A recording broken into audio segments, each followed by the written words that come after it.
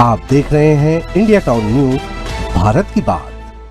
छत्तीसगढ़ सरकार ने किसानों को आर्थिक संबल देने और उनके उपज को उचित मूल्य दिलाने के लिए धान खरीदी केंद्रों की शुरुआत तो कर दी है, लेकिन इन केंद्रों की बदइंतजामी ने किसानों की उम्मीदों पर पानी फेर दिया है।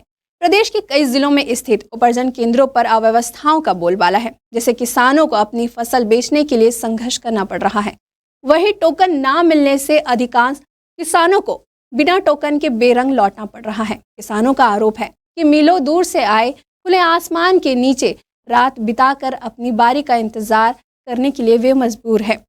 भले ही राज्य सरकार धान खरीदी को लेकर गंभीर हो, लेकिन स्थानीय स्तर पर अव्यवस्था के कारण किसान काफी परेशान है। किसानों का कहना है कि धान खरीदी केंद्र में किसी भी प्रकार की व्यवस्था नहीं है, पीने के लिए पानी भी नसीब नहीं हो रहा है। चलिए दिखाते हमारी इस खास रिपोर्ट में।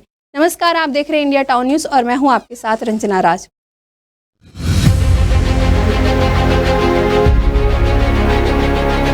कारण से टोकन जो है नहीं कट पाया और धान खरीदी नहीं हो पाई। तो मैं सुबह से आके यहाँ पड़ा हूँ। कटाई जो भी चल रहा है, अभी तक ऑपरेटर न रहने के कारण मनी टोकन नहीं कटवा रहा है। कटाई कहाई चल रहा है और महीना भर समय तो लग ही जाएगा। समर्थन मूल्य पर 14 नवंबर से शुरू हुए धान खरीदी अभियान के दौरान जिले में अव्यवस्थाओं का आलम भी शुरू हो चुका है। जहां उपार्जन केंद्र में टोकन कटाने पहुंचे किसान बेरंग लौट रहे हैं, वहीं कई किसान हवालों की तरह अपने बचे हुए धान को बारदानों की सिलाई करते हुए नजर आए। जिम्मेदार अधिकारियों के मॉनिटरिंग में ढिलाई की वजह से किसान व्याप्त असुविधाओं से खासे नाराज नजर आए।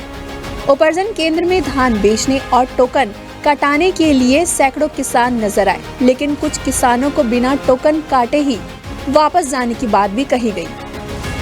कटाई कहाई चल रहा है, हम लोग खेत से गाड़ा से धान ढो रहे हैं और इसको खलिहान ले जा रहे हैं। खलिहान ले जा कर के इसको बैलों से मींजेंगे, इनकी फिर अगर बैल नहीं मिलेंगे तो ट्रैक्टर से मींजेंगे।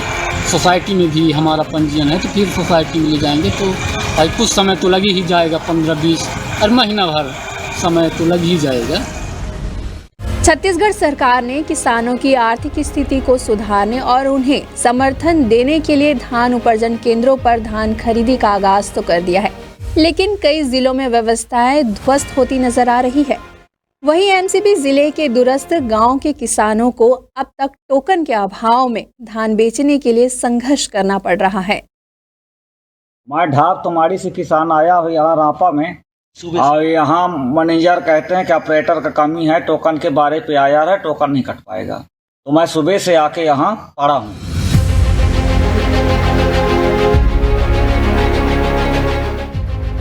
वहीं किसान का कहना है कि धान की कटाई और कुटाई अभी भी जारी है और इसे पूरा करने में कम से कम 15 दिन लगेंगे। बावजूद इसके उन्हें धान बेचने का टोकन नहीं मिल रहा है। रापा उपार्जन केंद्र में टोकन कटाने के लिए आए किसान ने कहा कि सुबह से यहां खड़े हैं, लेकिन कंप्यूटर ऑपरेटर की कमी के चलते टोकन नहीं कट सका है। कटाई जो भी चल रहा है, खरीदी चालू हो गई है? नहीं हुआ, हो गया है लेकिन अभी तो हम लोग तो नहीं बेच रहे हैं।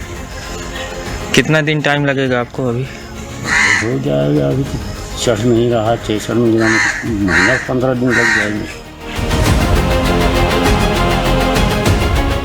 भरतपुर और मैनपुर जैसे वनांचल क्षेत्रों में स्थित उपार्जन केंद्रों पर व्यवस्थाओं की कमी का सीधा असर किसानों पर पड़ रहा है। वहीं किसान ब्रिजेश कुमार जैसे कई किसान यहां घंटों लाइन में खड़े हैं, लेकिन ऑपरेटर ना होने के कारण उनका टोकन कट नहीं पा रहा है। वहीं मनियारी और घगधरा के किसानों का कहना है कि हमें धान बेचने के लिए टोकन भी मुश्किल से मिल रहा है।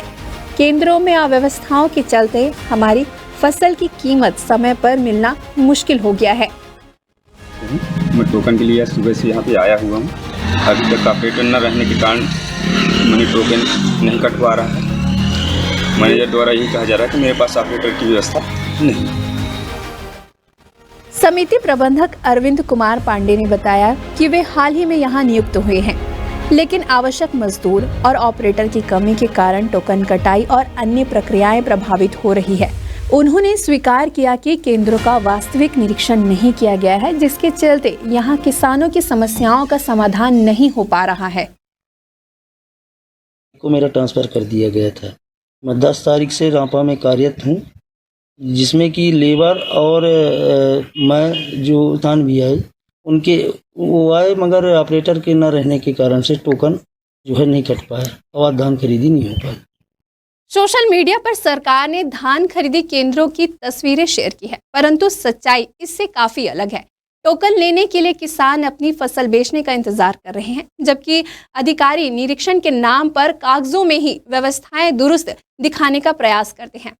तब किसानों के सपनों पर आघात पहुंचता है। अब देखना यह होगा कि क्या जिला प्रशासन जल्द ही इन अव्यवस्थाओं को दूर कर पाता है या फिर एक बार फिर किसानों को अपने हक के लिए संघर्ष करना पड़ेगा। यह खास रिपोर्ट हमें भेजी है एमसीबी से अशोक श्रीवास्तव ने। फिर हाजिर होंगे एक नए विषय के साथ। मुझे दीजिए इजाजत। नमस्कार। आप देख रहे हैं इंडिया टाउन न्यूज, भारत की बात।